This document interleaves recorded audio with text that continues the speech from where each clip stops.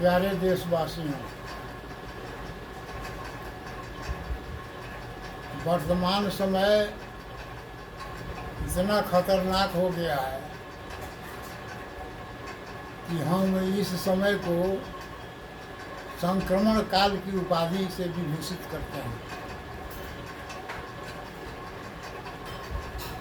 नेताओं का जो कर्तव्य होना चाहिए उस कर्तव्य को भूल गए हैं और केवल कुर्सी के चक्कर में आम आदमी को, मतदाताओं को भ्रमजाल में डालते हैं और अपने मनमाना करते हैं।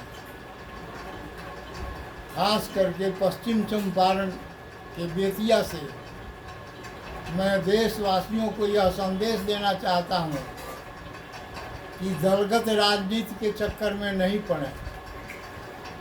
आप समझें कि आपका प्रतिनिधि कौन हो सकता है। प्रतिनिधि का मतलब हरकारा होता है और हरकारा का असली अर्थ जनता का नौकर होता है। तो ये आते हैं तो वोट मांगने के लिए आते हैं तो दो तरह के कैंडिडेट आते हैं जो वोट मांगने के लिए आकर के खड़ा होते हैं। एक तो दलों का बंधुआ मजदूर होता है और दूसरा जो है किसी दल से बंधा हुआ नहीं है अथवा दल ने उसको टिकट नहीं दिया तो वह स्वतंत्र रूप से खड़ा हो जाता है। तो हमें अब सोच करके विचार करके कार्य करना है कि हम किसको अपना मतदान करें। इसके लिए कुछ अहम मुद्दे हैं जिनके संबंध में हम उसी व्यक्ति को अपना हरकारा बनाएंगे जो उन मुद्दों पर खरा उतरने के लिए संकल्प करता है, उसका शपथ पत्र देता है और तब वह हमारे सामने आकर के कहता है कि आपका हम हरकारा बनेंगे, आपकी बात सदन तक पहुंचाएंगे, इसलिए आप हमको वोट दीजिए। तो अहम मुद्दे क्या हैं, इस पर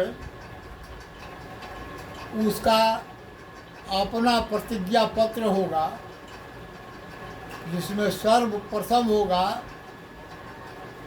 कि मैं सत्य निष्ठा पूर्वक यह वचन देता हूँ कि कोई भी कानून बनाने के लिए अगर प्रस्ताव लाना है तो हम अपनी जनता से राय शुमारी करके आम सभा करके उसके संबंध में जानकारी लेंगे और समर्थन लेंगे। जो सुधार करना होगा उसका सुझाव लेंगे और तब उस बात को हम सदन में ले जा कर के रखेंगे। दूसरी बात वह कहेगा कि मैं प्रति महीने सदन चलने के समय को छोड़ करके अपने क्षेत्र का दौरा करूंगा और क्षेत्र की समस्याओं को सदन तक पहुंचाऊंगा। तीसरा होगा कि वह जनता के सामने कटिबद्ध होगा कि जो भी उसे विकास के लिए अलॉटमेंट मिलता है, आवंटन मिलता है, वह अपने क्षेत्र के ग्राम पंचायतों के अंतर्गत आम सभा करके उपयोग में लाएगा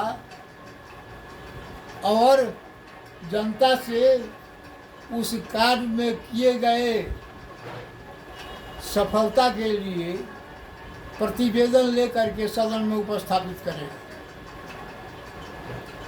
जनता, उसके क्षेत्र की जो जनता है उसमें का कोई एक व्यक्ति भी अगर कोई प्रस्ताव देता है तो वह यह प्रतिज्ञा करेगा कि वह उसकी अनदेखी नहीं करेगा, उस प्रस्ताव को लेकर के समाज के सामने रखेगा और सरकार के सामने रखेगा।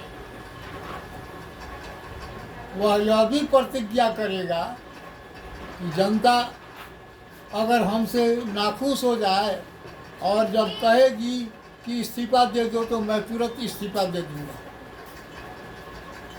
मैं किसी के पक्ष में नहीं रह करके अपने क्षेत्र की जनता के हित में कार्य करूंगा